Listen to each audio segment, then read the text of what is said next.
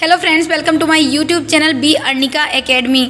हम पढ़ रहे थे बायोलॉजी कक्षा 11 की बुक को, जिसमें अध्याय था हमारा 22वां रासायनिक समन्वय एवं एकीकरण।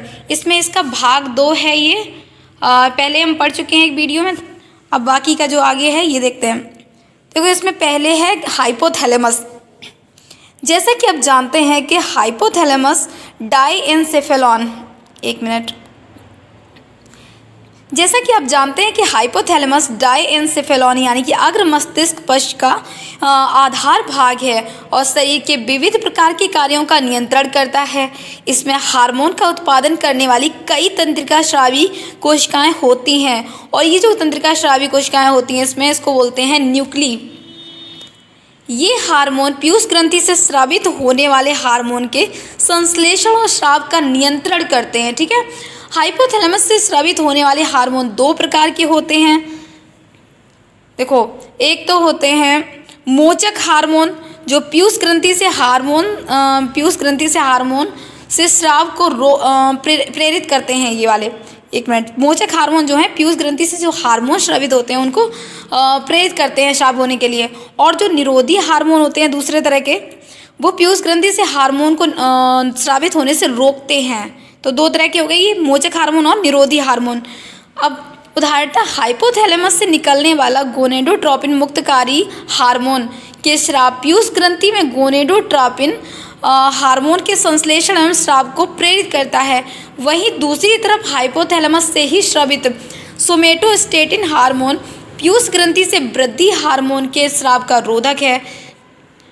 तो जो इससे गोनेडोट्रोपिन मुक्तकारी हार्मोन निकलता है हाइपोथैलेमस से, ये पीयूष ग्रंथि को गोनेडोट्रोपिन हार्मोन स्रावित करने के लिए प्रेरित करता है। और जो हाइपोथैलेमस से दूसरा निकलता है सोमेटोस्टेटिन हार्मोन, ये पीयूष ग्रंथि से वृद्धि हार्मोन को मतलब स्रावित होने से रोकता है।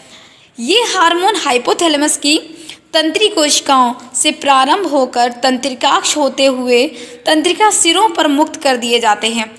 ये हार्मोन निवाहिका परिवहन तंत्र द्वारा पीयूष ग्रंथि तक पहुंचाए जाते हैं और अग्र पीयूष ग्रंथि के कार्यों का नियमन करते हैं। पश्च पीयूष ग्रंथि का तंत्रिकीय नियमन सीधे हाइपोथैलेमस का अधीन होता है। देखो, जो अग्र पीयूष ग्रंथि के हार्मोन होते हैं उनका नियमन करते हैं इससे निकलने वाले हार्मोन हाइपोथैलेमस से, और जो पश्च पीयूष ग्रंथि है इसका जो नियमन है सीधे हाइपोथैलेमस ही करता है। अब आगे देखते हैं इसमें पीयूष ग्रंथि क्या है। पीयूष ग्रंथि एक सेला टर्सिका नामक अस्थिल गुहा में स्थित होती है और एक व्रंत के द्वारा हाइपोथैलेमस से जुड़ी रहती है। आंतरिकी के अनुसार पीयूष ग्रंथि पीयूष ग्रंथि जो है एडिनो हाइपोफाइसिस और न्यूरो हाइपोफाइसिस नामक 2 भागों में विभाजित होती है। पीयूष ग्रंथि के कितने भाग होते हैं? 2 भाग, एडिनो हाइपोफाइसिस और न्यूरो हाइपोफाइसिस। अब जो एडिनो हाइपोफाइसिस है वो भी 2 भागों का बना होता है। कौन कौन से 2 भाग हैं एडिनो हाइपोफाइसिस के? पार्स डिस्टेलिस और पार्स इंटरमीडिया। अब जो पार्स डिस्टेलिस है उसको साधारणतः अग्र पीयूष ग्रंथि बोलते हैं।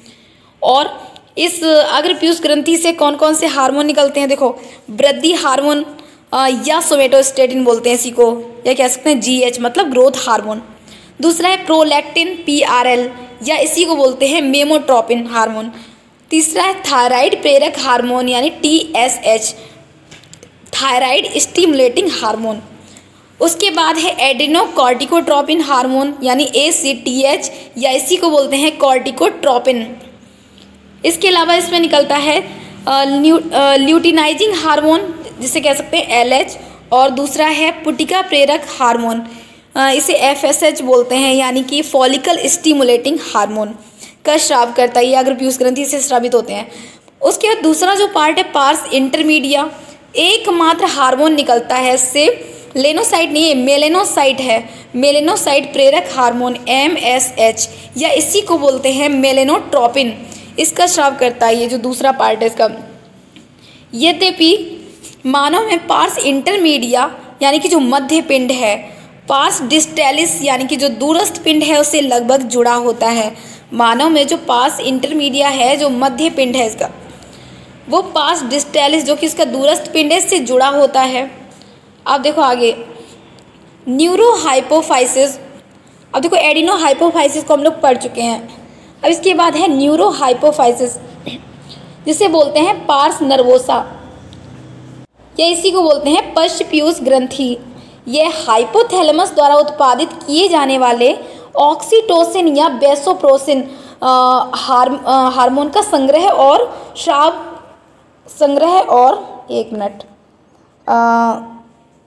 करती है। तो जी ऑक्सीटोसिन है और वैसोप्रेसिन हार्मोन है, ये हाइपोथैलेमस से निकलते हैं और इनका संग्रह होता है ये न्यूरोहाइपोफाइसिस या पश्च पीयूष ग्रंथि में, और संग्रह भी करती है और ये स्राव भी करती है। ये हार्मोन वास्तव में हाइपोथैलेमस द्वारा संश्लेषित होते हैं और तंत्रिकाक्ष होते हुए पश्च पीयूष ग्रंथि में पहुंचा दिए जाते हैं। इसके बाद इसमें देखो वृद्धिकारी हार्मोन जीएच के अतिस्राव से शरीर में असामान्य वृद्धि होती है जिसे जाइगेंटिज्म यानी अतिकायकता कहते हैं, और इसके अल्पस्राव से वृद्धि अवरुद्ध हो जाती है जिसे बोलते हैं पिट्यूटरी डॉर्फिज्म यानी कि बौनापन या बामनता। वयस्कों में विशेष रूप से मध्य आयु वर्ग के लोगों में वृद्धिकारी हार्मोन के अतिस्राव से अत्यधिक विकृति विशेषता चेहरे की हो जाती है जिसे बोलते हैं अतिकायिकता यानी एक्रोमिगेली, और इससे गंभीर जटिलताएं उत्पन्न हो जाती हैं तथा यदि नियंत्रित ना किया गया तो समय से पूर्व मृत्यु भी हो सकती है। जीवन के प्रारंभिक काल में रोग की पहचान बहुत कठिन है। अधिकतर मामलों में अनेक वर्षों तक रोग का पता ही नहीं चलता है जब तक कि बाह्य अभिलक्षण दिखाई नहीं देने लगते। और उसके बाद है प्रोलैक्टिन हार्मोन। प्रोलैक्टिन हार्मोन जो है वो स्तन ग्रंथियों की वृद्धि और उसमें दुग्ध निर्माण का नियंत्रण करता है। फिर इसके बाद है थायराइड प्रेरक हार्मोन। ये थायराइड ग्रंथियों पर कार्य करके उनसे थायराइड हार्मोन के संश्लेषण और स्राव को प्रेरित करता है। अब इसके बाद है एड्रीनोकॉर्टिकोट्रोपिन हार्मोन ACTH जो कि एड्रिनल बल्कुट पर कार्य करता है और इसे ग्लूकोकॉर्टिकॉइड नामक स्टेरॉइड हार्मोन के संश्लेषण और स्राव के लिए प्रेरित करता है। इसके बाद इसमें ल्यूटिनाइजिंग और